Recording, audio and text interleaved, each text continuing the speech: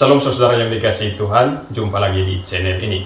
Pada kesempatan kali ini saya ingin mengajak kita semua menyaksikan sebuah kesaksian yang begitu luar biasa. Sebuah perjalanan iman yang menyentuh hati kita dan meneguhkan iman kita kepada Tuhan Yesus Kristus. Kita akan mendengarkan kisah hidup seorang wanita yang terlahir dan dibesarkan dalam keluarga muslim yang sangat taat. Dia hidup di tengah-tengah ajaran Islam, menjalankan ibadah dengan penuh ketekunan. Namun teman-teman, di dalam hatinya terdapat kebencian yang sangat mendalam terhadap kekristenan dan orang-orang yang berbeda keyakinan dengan dia. Dia merasa asing dan bahkan sangat tidak suka dengan apa yang ia anggap berbeda. Namun teman-teman, perjumpaan pribadinya dengan Yesus Kristus mengubah segalanya. Perjumpaan yang tak terduga menghancurkan tembok kebencian dan membuka hatinya untuk menerima kasih dan pengampunan Tuhan Yesus Kristus. Kisah ini akan mengungkap bagaimana kasih Tuhan mampu menjangkau hati yang paling keras sekalipun, dan bagaimana kuasanya mampu mengubah hidup seseorang secara total. Mari saudara, langsung saja kita simak kesaksian selengkapnya yang ada berikut ini. Semoga kita semua terberkati. Berikut videonya. Lahir di keluarga agama sebelah yang seluruhnya, hampir seluruhnya, bisa dikatakan seluruhnya deh. Jadi kita dari kecil itu sembahyang, terus kalau sakit juga biasanya kita minumnya yang dibakar, diminum gitu. Kalau masih belum sembuh baru kita ke dokter. Itu dari kecil udah biasa seperti itu, dan aku dibesarkan memang lingkungannya juga seperti itu gitu, kayak di tetangga-tetangga juga rata-rata seperti itu deh, mayoritas gitu. Dan aku itu sekolahnya juga di sekolah Kristen dari SD, SMP, SMA. Jadi sekolah aku waktu dulu itu namanya Metodis. Metodis itu kalau teman-teman tahu, itu ada sekolah Kristen yang gerejanya itu GBI Bethlehem. Nah, jadi aku tuh dari kecil memang udah di sana, nggak pindah-pindah sampai naik SMP, naik SMA. Aku nggak pindah-pindah karena aku sendiri yang males gitu pindah-pindah. Jadi dari kecil itu memang setiap Natal gitu pasti aku isi acara, dan setiap hari Kamis kalau di sekolahan itu pasti kita ada semacam kebaktian gitu, kebaktian wajib untuk murid-murid gitu. Jadi memang aku dari kecil itu udah diajarin tentang agama, tentang Alkitab segala macam. Tapi satupun pelajaran di Alkitab, ayat-ayat Alkitab itu aku nggak ada yang nyantel gitu loh. Karena ya memang aku tuh kayak udah di agamaku, ya udah gitu. Aku nggak mau pindah-pindah dan tidak akan terpengaruh gitu. Mindsetnya udah seperti itu dari kecil. Tapi aku tuh suka banget lagu-lagu rohani gitu intinya. Sampai dengan ya intinya aku tidak terpengaruh sampai dengan aku dewasa, sampai aku menikah. Dulu kota kelahiran aku Palembang, dan aku menikah di Jakarta. Kemudian aku menikah juga di ikutin agama aku yang lama gitu. Lalu singkat cerita, aku melahirkan anak 2, 1 laki-laki, 1 perempuan. Nah, yang laki-laki ini jadi bersekolah di salah satu sekolah internasional di Jakarta Utara, itu SPH. Nah, SPH ini pasti rata-rata udah tahu ya, SPH itu sekolah Kristen. Nah, kenapa aku masukin? Itu juga aku nggak ngerti ya, mungkin jalannya atau apa, aku juga nggak tahu. Jadi aku itu sebelumnya mau masukin, saat itu anakku yang cowok ini sekolah di tempat playgroup yang dekat rumah. Kemudian waktu dia keto, aku mau pindahin supaya tujuannya waktu ke SD nggak susah gitu loh. Jadi udah di keto aku pindahin dulu. Jadi waktu naik ya udah tinggal naik, gak usah tes lagi gitu kan. Lalu aku daftarin di salah satu sekolah juga yang di Jakarta Utara, di Pantai Indah Kapuk. Itu sempat ditolak. Terus kedua aku juga masukin di salah satu sekolah juga di PIK juga, itu yayasan Buddhis. Lumayan sekolahnya lumayan besar, dan yayasan Buddhis itu namanya Seci. Jadi itu juga ditolak. Lalu pas saat itu aku terima broadcastan SPH itu buka di Pluit. Nah, aku coba daftarin, akhirnya diterima. Singkat cerita, naiklah, udah SD, kemudian SD kelas 1 itu udah mulai pelajaran agama. Jadi pelajaran agama ini ternyata anakku ini namanya Daryl, ternyata dia itu sangat menyukai pelajaran agama, sampai gurunya itu suka bilang ke saya, katanya, Mami, si Daryl setiap kali break time itu dia selalu ke perpustakaan, bacanya apa? Bacanya Bible, Bible anak-anak itu yang ada gambar-gambar gitu. Nah, jadi aku tuh, oh iya, oke, Miss, oke. Cuma di rumah aku tuh kayak kesel. Jadi info aja nih, aku memang dari dulu itu aku sentimen sekali sama yang namanya agama Kristen. Bener-bener aku nggak suka banget karena menurutku orang-orangnya itu terlalu arogan gitu di mata aku dulu ya. Karena kenapa di lingkungan aku itu kayak semacam yang beragama itu suka maksain gitu loh, kayak yang ya Tuhanku satu-satunya segala macam. Karena ketidaktahuanku dulu itu sampai aku tuh sempet kayak membenci gitu, membenci banget, gila, nggak suka banget deh gitu kan, nggak suka banget. Sampai anakku pun sering aku marahin gitu. Jadi kayak, Koko, Mami, Dedi, sama Meme itu kita satu keyakinan loh. Kita agama sebelah. Terus dia bilangnya, it's okay Mami. Itu waktu saat itu dia kelas 2 SD, masih kecil. It's okay Mami. I only trust in Jesus, dia bilang gitu. My God is only Jesus, dia bilang. Oke. Okay. Setelah itu aku jadi kayak bilang ke papanya bahwa wah ini anak gawat nih.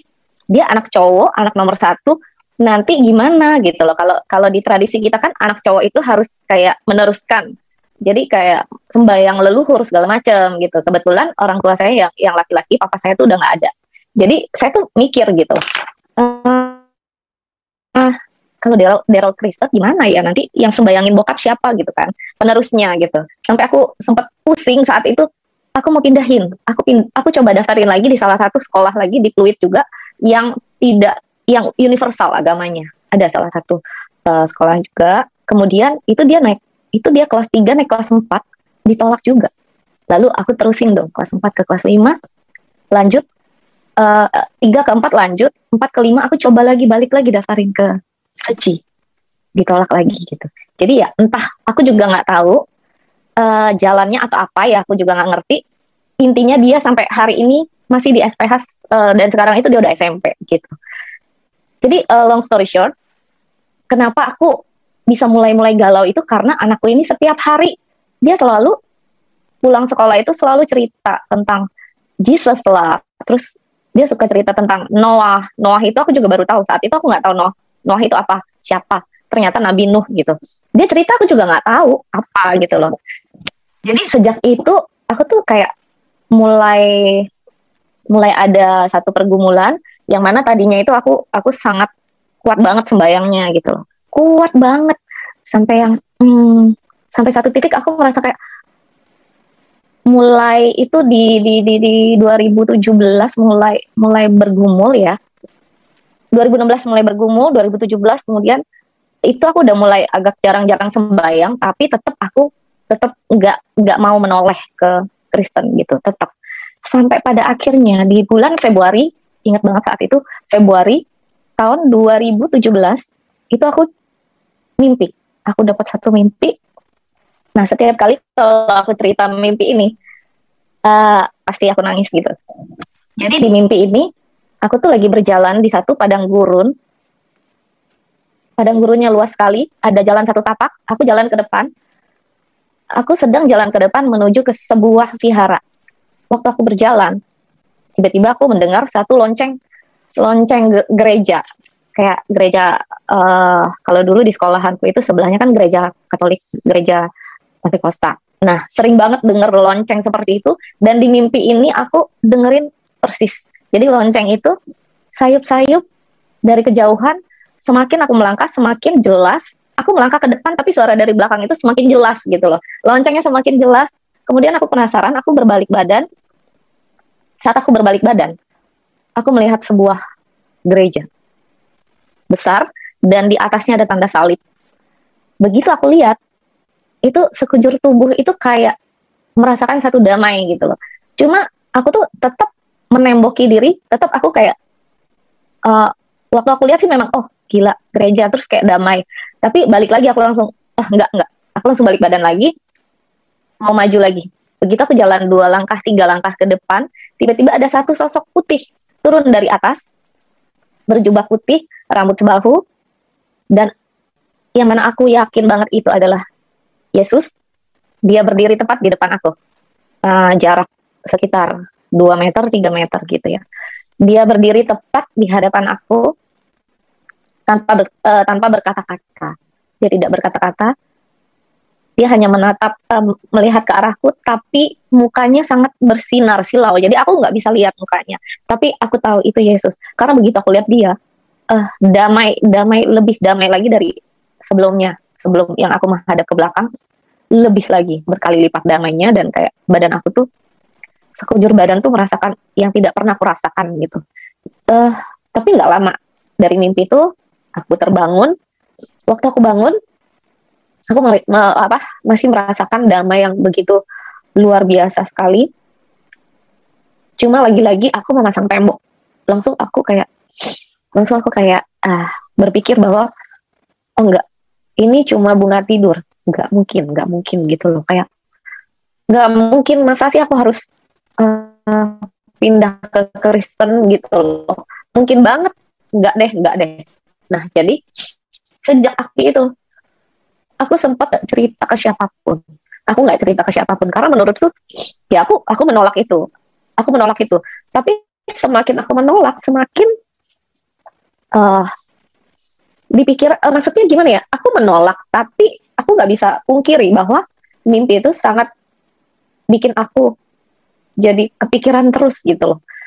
Jadi singkat cerita, selama 2017 aku lewatin dengan jadi bermalas-malasan sembahyang karena aku kayak udah mulai labil gitu ya. Kemudian masuk 2018, namanya manusia tidak luput dari masalah.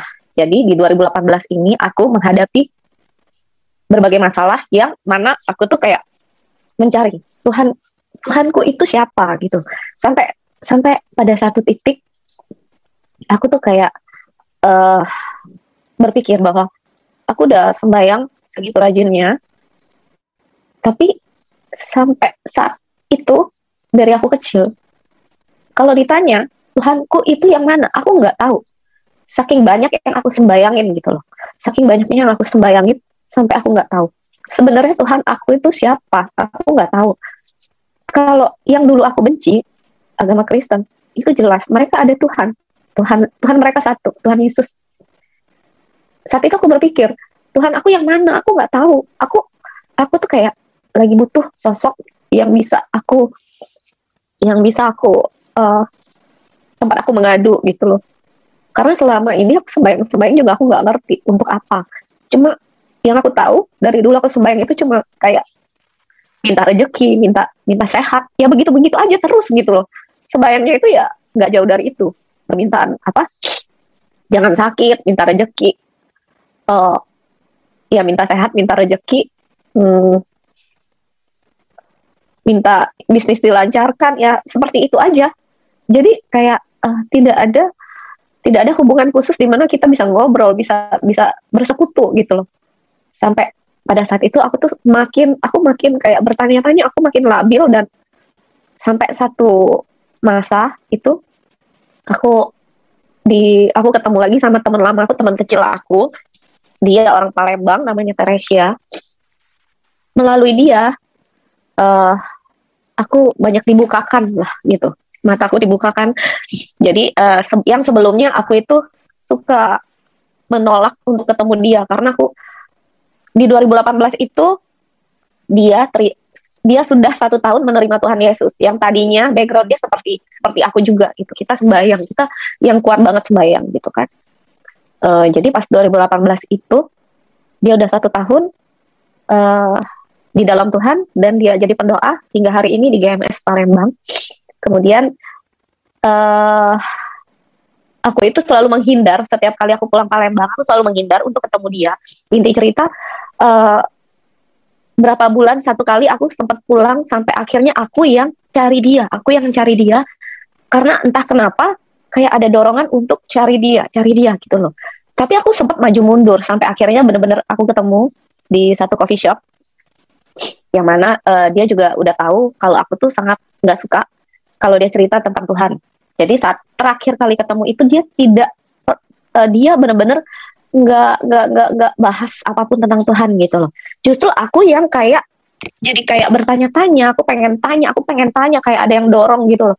Tanya gitu, sampai akhirnya aku buka omongan duluan. Aku bilang aku mau cerita, tapi aku tetap nggak ngaku bahwa itu aku. Jadi aku cerita tentang mimpi aku yang tadi. Aku cerita semuanya ke dia, tapi aku bilangnya yang mimpi ini tuh temenku gitu. Akhirnya dia itu cuma bilang,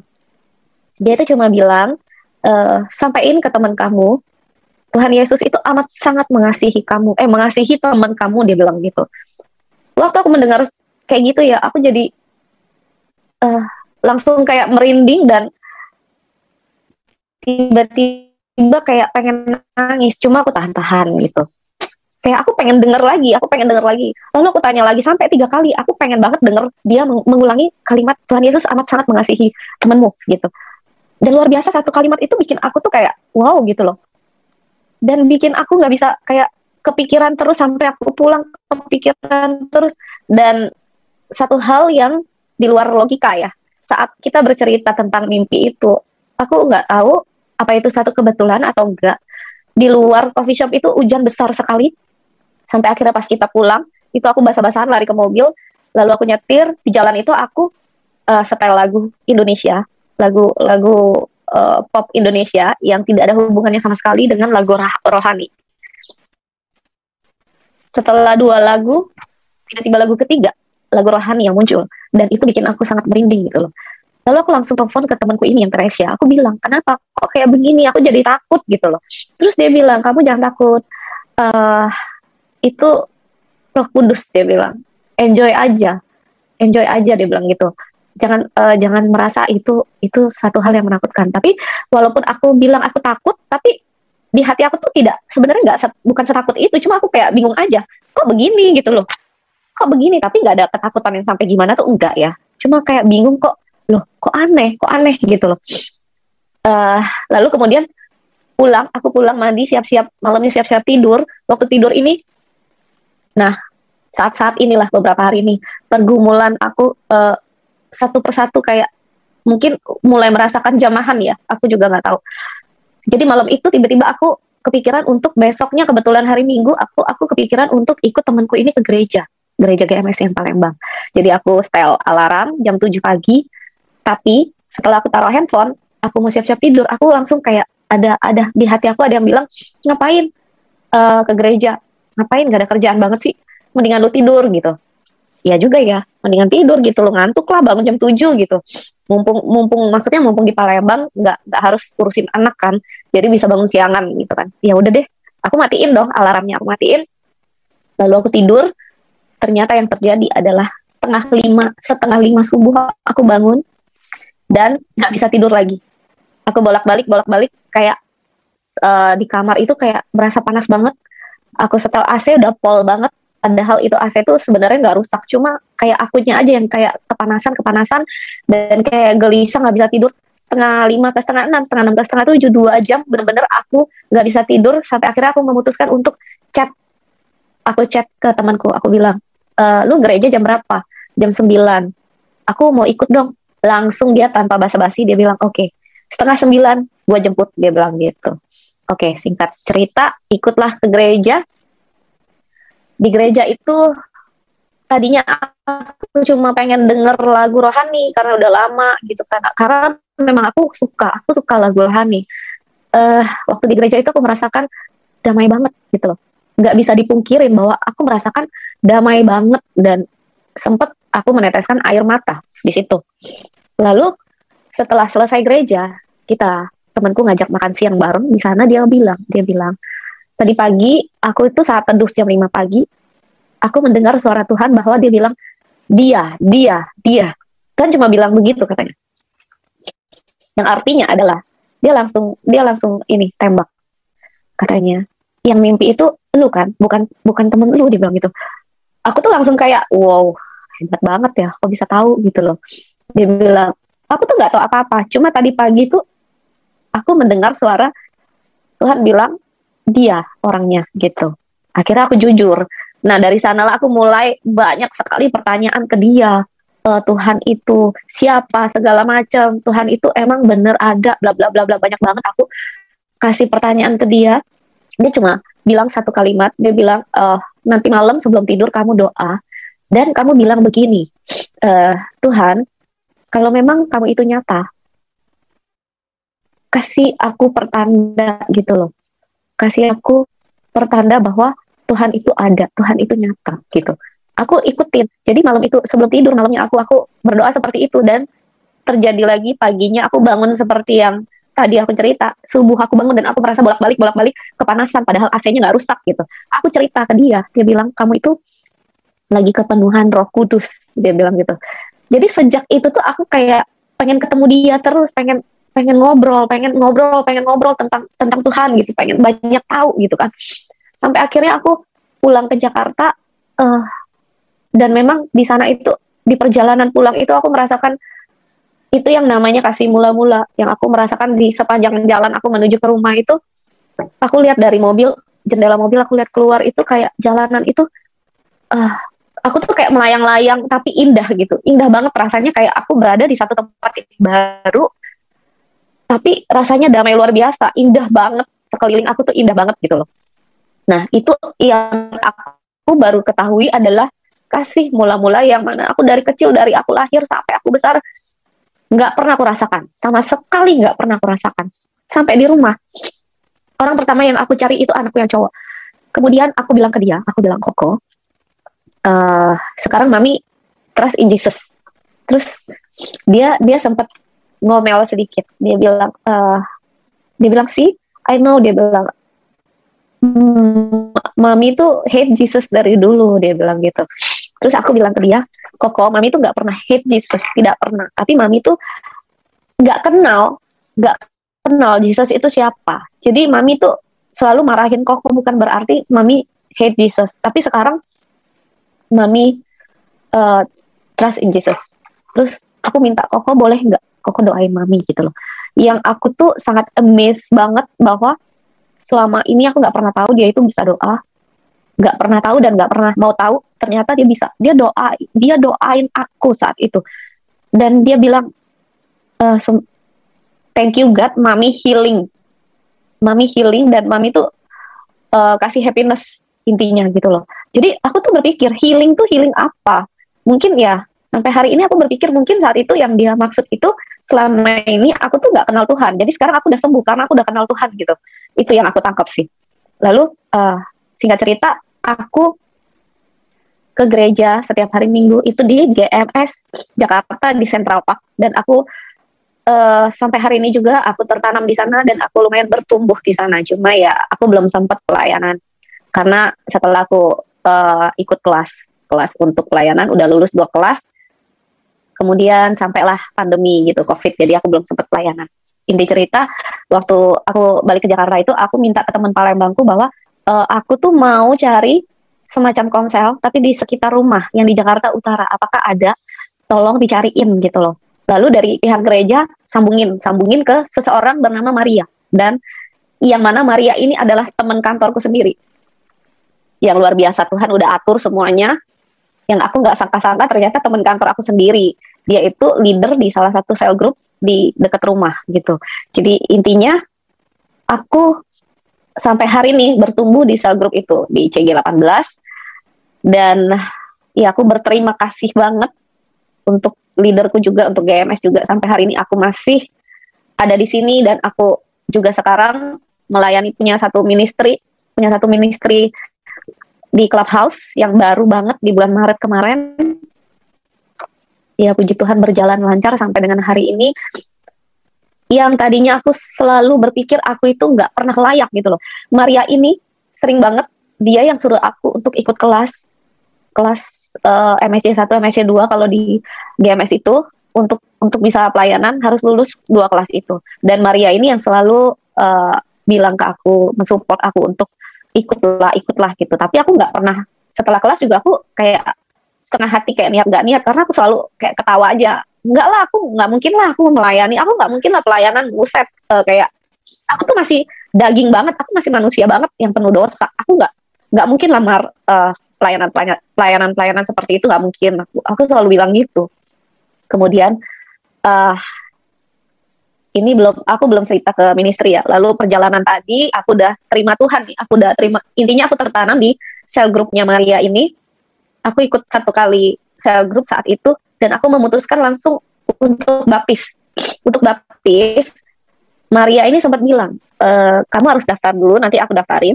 Tapi aku tuh lagi ada di Papua 2 minggu, setelah itu baru kita kita aku aturin untuk kamu bisa baptis gitu kan. Terus aku bilang Mar, kayaknya gue nggak bisa nunggu selama itu deh, karena gue tuh udah kayak haus banget, gue kayak berapi-api banget, gue pengen baptis besok.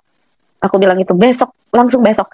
Jadi intinya besok kata si Maria ya, kalau besok bisa on the spot tapi nggak ada aku, dia bilang it's okay, nggak apa-apa. Jadi besokannya aku pergi ke GMS siang-siang bolong waktu itu, dan gereja sepi, cuma ada kayak full timer gitu. Aku langsung bilang aku mau dibaptis, tapi kata orang di sana kalau baptis dadakan nggak, hari ini nggak ada pendeta, it's okay, nggak apa-apa, siapapun boleh, yang penting aku mau baptis. Akhirnya aku dibaptis sama satu full timer di sana.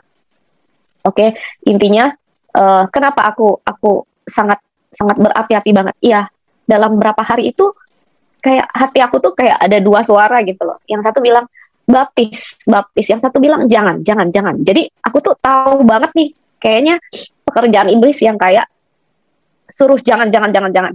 Jadi aku langsung kayak ya aku lawan suara itu. Jadi aku langsung ke sana, intinya aku udah selesai baptis dan aku merasakan sukacita yang luar biasa, sukacita yang luar biasa sekali. Dan nggak sampai sana. Lalu intinya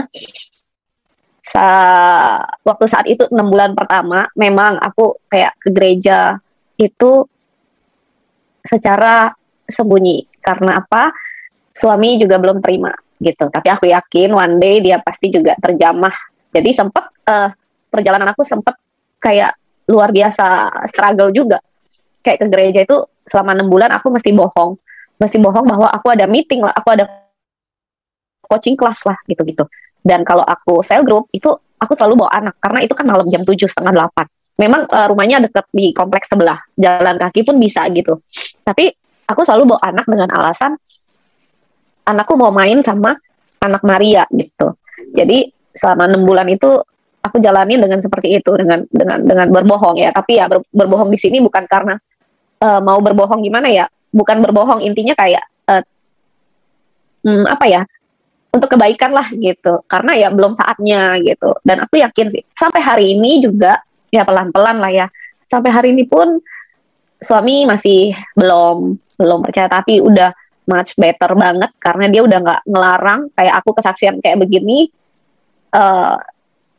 Dan aku setiap hari ada ministry di Clubhouse itu, dia sering banget denger, dia nggak ngelarang sama sekali, cuma ya hatinya belum terjamah. Ya aku yakin kalau di dalam satu rumah, satu orang percaya, seisi rumah kan akan diselamatkan ya.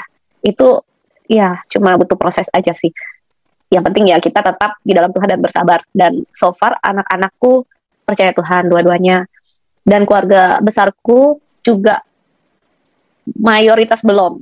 Jadi ada sebagian kecil aja yang udah di dalam Tuhan. Jadi ya aku masih terus bawa dalam doa, semoga keluarga besar bisa dijamah juga sih.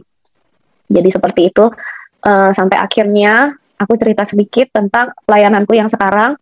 Itu sampai pada seperti yang tadi aku bilang ya, setelah masuk COVID, gereja offline tutup, gereja online itu di 2020 aku mulai kayak bukan jadi menjauh, bukan menjauhkan diri, tapi mungkin ya namanya orang kalau kita nggak bangun hubungan, tidak bersekutu terus dengan Tuhan, lama-lama kita akan makin jauh, makin jauh, makin jauh.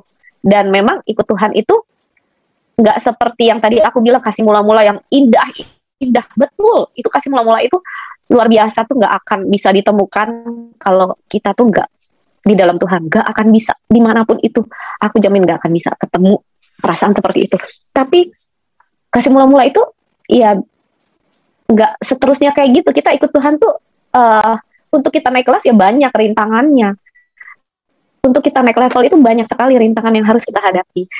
Dan nggak selamanya ikut, maksudnya udah ikut Tuhan hidupnya langsung enak terus sampai selamanya, itu enggak. Itu namanya nggak bertumbuh dong ya.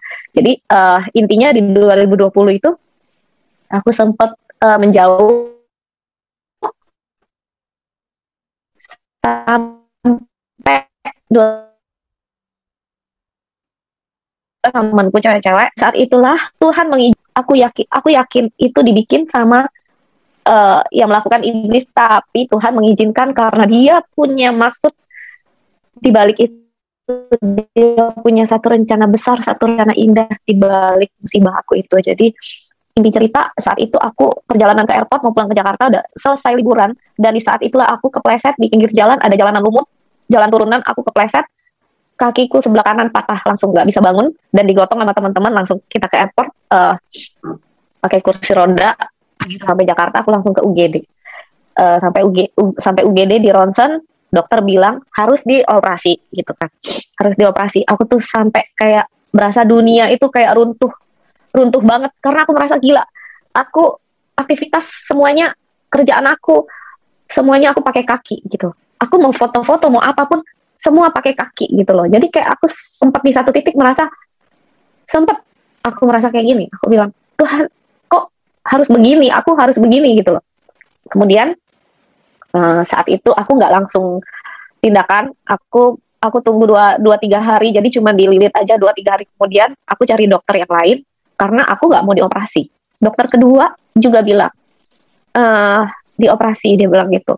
Terus aku sampai bilang gini, dok, saya nggak mau masukin benda-benda apapun ke dalam badan saya gitu, ke kaki. Bisa nggak ini digips aja gitu kan?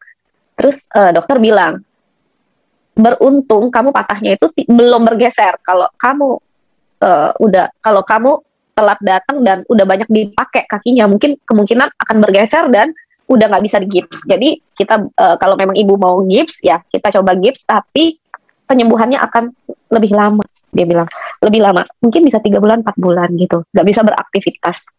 Kalau ibu operasi itu sebentar juga udah bisa aktivitas, udah bisa sembuh katanya. Tapi entah kenapa aku beriman sekali saat itu bahwa aku yakin banget aku bisa sembuh tanpa operasi. Jadi aku berkeras gips, ya udah gips. Inti cerita karena kejadian musibah ini aku jadi di rumah, jadi nggak kemana-mana. Saat itu ada satu temanku di Clubhouse, itu aku main Clubhouse itu udah dari Februari, cuma dari pertengahan Februari, tapi kita tuh roomnya tuh room teman-teman aja, ngobrol-ngobrol gitu, sama sekali nggak ada terbesit terpikir apapun untuk bikin satu room rohani, itu nggak pernah. Jadi temanku ini namanya Shannon, dia itu ngajakin aku, dia bilang, Ci, kita ini yuk, kita bikin room yuk, worship, dia bilang, kita nyanyi-nyanyi bareng-bareng gitu teman-teman. Jadi saat itu ada 4 atau 5 orang, kita nyanyi-nyanyi, dan ternyata ada audiens yang masuk mendengarkan. Awal-awal baru dikit kayak beberapa orang, besokannya bertambah, besokannya lagi jadi belasan gitu. Jadi kayak aku tuh kayak mikir bahwa oh ternyata banyak ya yang haus, cuman mereka tuh kayak masuk itu cuma dengerin aja kita nyanyi-nyanyi, kita cerita-cerita kesaksian gitu, cuma mendengarkan aja. Jadi aku berpikir bahwa ternyata banyak ya yang haus akan mendengarkan seperti ini gitu loh. Lalu aku langsung terpikir untuk kenapa nggak bikin klub aja gitu, satu klub. Kalau di Clubhouse itu, kalau teman-teman ada yang tahu, itu kalau misalkan kita mau bikin room yang konsisten setiap hari, itu kita bikin satu klub, itu ada logo rumah hijaunya. Jadi orang-orang audiens itu bisa follow, klik rumah hijau. Setiap kita bikin room itu akan muncul notification-nya. Jadi audiens itu yang nge-follow akan tahu bahwa oh ini kita lagi buka room nih, jadi pada masuk gitu. Nah setelah adanya room itu, beberapa hari kemudian, gak sampai 1 minggu, ada satu dari agama seberang, yang keluarga besar dia itu agama seberang, semuanya sangat kental banget. Dia itu sempat kesaksian seperti ini. Dia bersaksi bahwa dia itu bergumul dalam, mirip-mirip kayak aku tadi, dia bergumul bahwa Tuhan dia itu yang mana gitu, dan dia udah mencoba semua agama. Dia bilang dia udah mencoba semua agama, tapi dia paling merasa nyaman itu di Kristen. Dia sempat bilang gitu, tapi sampai dengan hari ini dia tetap kayak kehilangan arah. Bukan hari ini, maksudnya sampai yang saat itu ya, dia tetap kehilangan arah dan nggak tahu harus gimana. spontan aku langsung DM dia. Aku nggak tahu kenapa aku tergerak dan terdorong untuk DM dia. Aku cuma bilang salam kenal. Terus kalau memang butuh teman ngobrol atau mau sharing, ini nomor WhatsApp aku. Kamu boleh hubungin aku anytime gitu. Inti cerita dia hubungin aku. Ternyata dia hubungin aku. Akhirnya ya kita keep contact terus. Lalu aku ajak dia untuk komsel. Dan saat itu setelah komsel beberapa hari kemudian kita doain dia dan dia terima Tuhan Yesus. Puji Tuhan banget. Sejak itu, aku tuh kayak merasa, langsung aku bilang ke Tuhan, Tuhan, aku sekarang aku tahu gitu loh, di balik musibah aku tuh ternyata Tuhan itu punya satu rancangan yang luar biasa, rencana yang indah. Room ini tuh baru banget dengan kayak kita-kita itu yang bukan pengalaman di rohani sama sekali gitu loh. Aku dan temanku ini nggak ada pengalaman di rohani gitu loh. Jadi kok room ini bisa berbuah gitu, belum apa-apa loh, belum ada 1 minggu udah berbuah, dan aku merasakan satu perasaan yang gila, luar biasa banget. Kalau bukan karena campur tangan Tuhan itu tidak akan mungkin. Dari sana aku langsung kayak oke, aku jadi kayak bersyukur banget dengan kaki aku yang patah. Aku sangat bersyukur. Dari sana aku jadi hilang semua rasa minder, rasa malu aku hilang semua, dan aku berani keluar. Sejak saat itu aku berani keluar rumah, aku pakai tongkat, aku nggak malu dilihat orang. Bahkan aku foto-foto pakai tongkat, aku nggak malu sama sekali. Karena apa? Aku merasa aku bangga dengan luka ini, karena adanya musibah kakiku ini, aku bisa menolong 1 jiwa gitu loh. Dan aku terima kasih banget sama Tuhan, sampai aku bilang, Tuhan, aku tahu ternyata ini yang Engkau mau. Oke, aku akan konsisten bikin room ini. Sampai hari ini room kita itu udah episode 155, yang mana udah which is 155 kali room ini diadakan. Konsisten tanpa pernah libur, kecuali kemarin 17 Agustus. Jadi sejak tanggal 5 Maret sampai hari ini gak pernah libur sama sekali. Dan kerennya lagi, aku mau cerita teman-teman, luar biasanya lagi pekerjaan Tuhan. Aku itu seorang yang baru mengenal Tuhan. Aku tidak punya background apapun di rohani. Aku tidak pernah terlibat pelayanan di gereja, belum sempat gitu.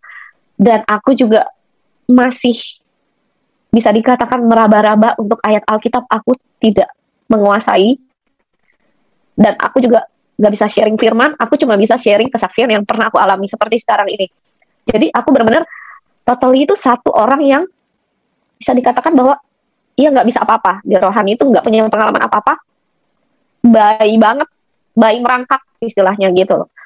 Tapi Tuhan perlengkapkan aku sampai dengan hari ini dengan tim-tim yang luar biasa, yang mana mereka itu background-nya itu luar biasa sekali. Ada yang worship leader, ada yang kayak kayak leader youth gitu.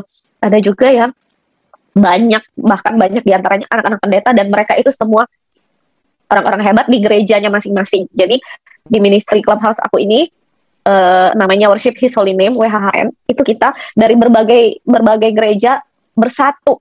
Jadi karena kita punya satu visi yang sama, visi kita itu kita ingin merangkul jiwa-jiwa yang haus akan mencari Tuhan, dan tujuan kita cuma satu, menyenangkan Tuhan. Tujuan kita, fokus kita cuma Tuhan. Jadi mau background dari gereja manapun, kita semua adalah keluarga. Jadi itu aku sangat bersyukur banget. Yang mana aku nggak bisa sharing, nggak bisa apa, mereka semua bisa. Mereka pinter-pinter nyanyi, mereka bisa sharing, mereka bisa bawa doa yang bagus gitu. Jadi ya, yang aku mau sampai di sini adalah mungkin di antara teman-teman yang sempat merasakan dipanggil Tuhan nih untuk melayani, seperti yang aku rasain kemarin. Aku merasa aku nggak layak sama sekali. Aku bukan manusia suci. Aku banyak dosa. Nggak mungkin aku melayani Tuhan gitu. Buktinya aku pakai Tuhan. Asalkan apa? Tuhan nggak minta kita itu pinter, kita menguasai semuanya di bidang rohani. Tuhan nggak minta itu. Tuhan cuma minta hati kita mau atau enggak. Kita mau enggak? Kita mau melayani, kita tulus melayani, Tuhan akan terlengkapkan senjata perang. Seperti yang aku rasakan sampai hari ini. Dan kalau aku ceritain begini tuh amazing banget deh. Benar-benar amazing banget. Dari yang awal room itu gak ada siapa-siapa, gak ada tim, yang aku kelabakan, kayak nge-DM-in teman-teman yang aku kenal satu-satu untuk ngebantu gitu, bantu dong doa, bantu dong sharing apapun boleh, bantu dong nyanyi, sampai aku pun juga kayak nyanyi asal nyanyi aja, padahal nggak jago nyanyi gitu loh. Sampai dengan hari ini kita tuh udah rapi banget dan udah mulai masuk ke penyusunan struktur organisasi. Jadi kayak gila banget sih, pekerjaan Tuhan tuh luar biasa banget, yang kalau aku pikir lagi tuh nggak masuk di logika aku, seorang aku gitu loh, bisa Tuhan pakai sampai sebegininya. Tapi ya aku tetap tidak menganggap diri aku 100% lurus. Oh enggak, aku masih manusia kok, aku masih manusia yang punya banyak dosa, dan sampai hari ini pun aku masih merasakan bahwa aku tuh nggak layak, selalu aku merasa nggak layak gitu. Cuma ya aku cuma punya satu keinginan, aku merangkul teman-teman yang belum, yang seperti aku dulu. Karena aku rindu banget yang belum merasakan seperti aku, kalian merasakan juga seperti aku. Karena apa? Aku kayak keluarga besarku juga banyak yang belum, suamiku pun juga belum, jadi aku sangat rindu sekali. Dan satu lagi yang menjadi penyesalan terbesar adalah papaku keburu udah meninggal, udah lama sih, 2005. Yang which is meninggalnya tidak di dalam Tuhan gitu loh. Jadi aku nggak mau ada terjadi seperti itu lagi gitu loh. Ya, Bapak Ibu Saudara yang dikasihi Tuhan, kita telah menyaksikan kesaksian yang begitu luar biasa ya. Sebuah bukti nyata akan kuasa kasih dan pengampunan Tuhan Yesus Kristus. Perjalanan hidup wanita ini mengingatkan kita akan kebenaran firman Tuhan dalam Yohanes 15 ayat 16. Yang bunyi ayatnya begini teman-teman ya. Bukan kamu yang memilih aku, tetapi akulah yang memilih kamu dan menetapkan kamu supaya kamu pergi dan menghasilkan buah, dan buahmu itu tetap, supaya apa yang kamu minta kepada Bapa dalam namaku diberikannya kepadamu. Bapak Ibu Saudara yang dikasihi Tuhan, jika Anda masih merasa jauh dari Tuhan, jika hati Anda masih dibebani dosa dan kekhawatiran, izinkanlah Yesus masuk di dalam hidup Anda ya. Dia adalah satu-satunya jalan menuju keselamatan kekal. Dia adalah jawaban semua pergumulan kita ya. Bertobatlah dan terima Yesus Kristus sebagai Tuhan dan Juru Selamat Anda.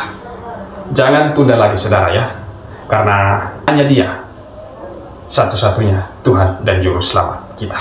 Tidak ada yang lain saudara. Kalau ada yang lain, sudah pasti itu palsu saudara ya.